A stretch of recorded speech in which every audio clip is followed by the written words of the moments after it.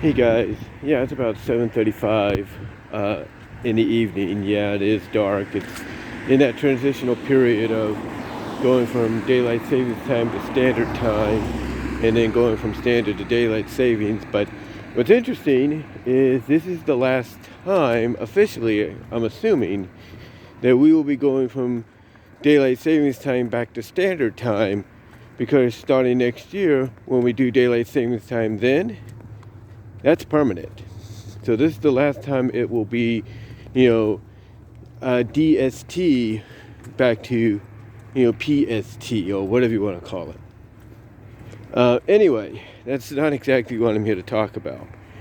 I wanted to come on here and talk about the fact that, well, first of all, I want to wish well wishes to Triple H, who right now is recovering, and from what people are saying, recovering greatly from COVID. Yes, he had COVID-19, but thankfully it's not as bad, I guess, as it seems, since he is quickly recovering and feeling better. And the person in charge, overseeing and overseeing Monday Night Raw tonight is Road Dogg. And a lot of people were a little worried about that. They're like, wait a minute, Road Dogg? Are you sure that's a good, that's a good choice? But thankfully, this time around, the entire episode was well written in advance, at least by weeks. It was written, weeks in advance. So all Road Dogg has to do, or had to do tonight, is make sure that things go according to plan, not change anything up, at all, unless it's necessary. But speaking of Triple H, a lot of people, wonder, who is next on Triple H's hit list of returns? Like, who does Hunter, Paul Levesque, want to bring back into the fold to be a part of Monday Night Raw, Friday Night SmackDown, and maybe even NXT? And these are good questions. And there's a whole list of talent out there right now as we speak that, was let go by WWE, that potentially has the opportunity to make a return. But who else could, make that return to WWE under Triple H? Well, it could be a who's who. I mean, we saw the Good Brothers, Doc Gallows, Luke Gallows, if you will, and Carl Anderson make a return, to rejoin with AJ as the OC. But, along with that, or even before that, we saw the return of Candice LeRae, and before Candice LeRae, we saw Johnny Gargano, and then we saw Dexter Lumis, and, the hits were just coming for a while.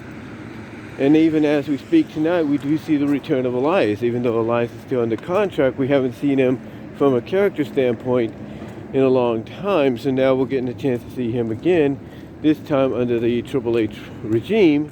And then to top it all off, the icing on the cake, if you will, the cherry on top of the icing of the cake, is the return of Bray Wyatt, who apparently is going to have a little bit more creative freedom, in what goes on with his character. But with all that said, who else, like I said, does Triple H have on his list? Who else would he, like to, bring back into the fold potentially down the line? Well, again, it's like a who's who out there that could potentially make a return.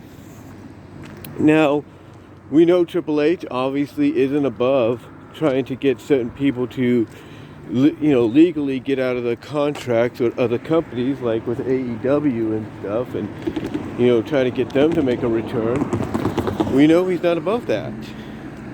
We know that's, that's a line that he doesn't mind crossing, whatsoever, even if it's illegal and not right to do. We know it's not like I say, it's not a line he doesn't mind crossing. But, it shows he's willing to do anything to get the WWE roster for Raw and SmackDown and NXT to its full potential, even if it means, trying to tamper with current contracts with other companies. We know that. But there are other names out there too. I mean, when you think about it, when you really think about it,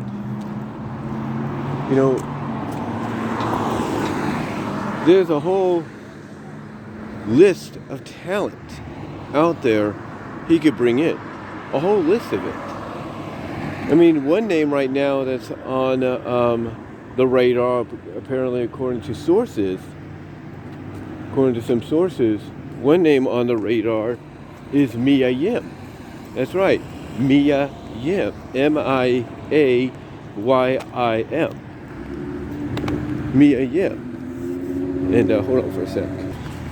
Well, like I said, Mia Yim is, another name as recently reported, who's on the radar, very highly by WWE and Triple H to be brought back into the fold.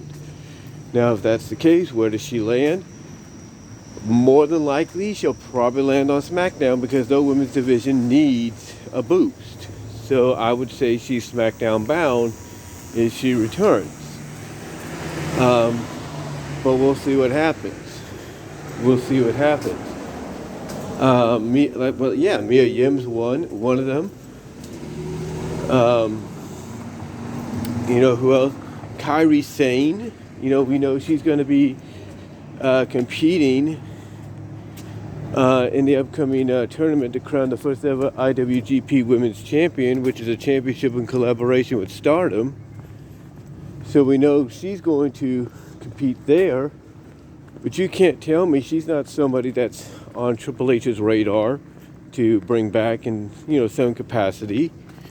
You can't tell me that. Because that's an obvious fact. No matter how you look at it.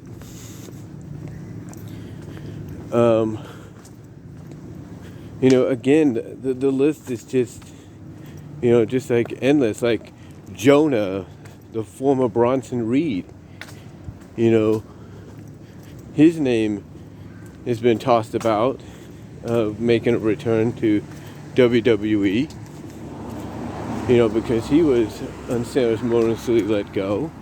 So there's talk about that happening, of him coming back. What else? Who else? There's so many. I guess I would assume from a tag team perspective,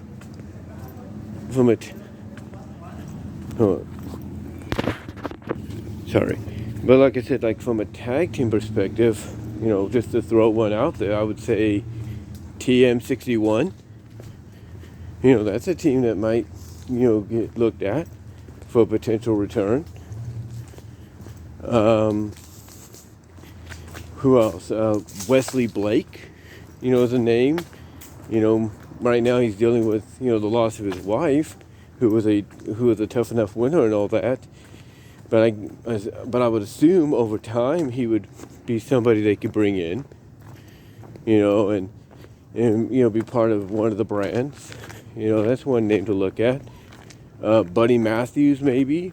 I don't know if he has a conditional release like Malachi Black has right now, but he's somebody that maybe if he is free of AEW, that he can make a return. You can't tell me Triple H wouldn't want that. Triple H wouldn't want to bring him in. And, there's a whole bunch of list of names. There's a whole bunch of list of names out there that, Triple H brought into NXT, that he saw go to the main roster, and some did succeed and some didn't, and for those that didn't, unfortunately, they were let go or, sent back to NXT, then let go, or not utilized, then let go. That, he probably has his eyes on, and he's like, I gotta bring these guys back. I gotta bring these guys and gals back because it was wrong the way they were released. Just because, they weren't exactly what Vince wanted. They weren't exactly what Vince wanted whatsoever. So,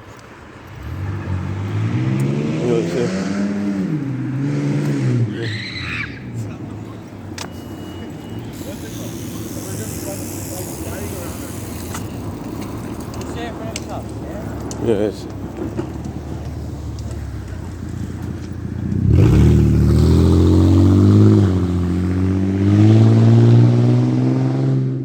Sorry about all that, but there's a bunch of kids right there, here and everything, and probably a kid driving the truck. But anyway, like I said, you can't. They can't tell me that these are a lot of names, including some that I'm not even thinking of right now, that he would not want to bring back, because he would. He'd want to bring them back in a major way. So,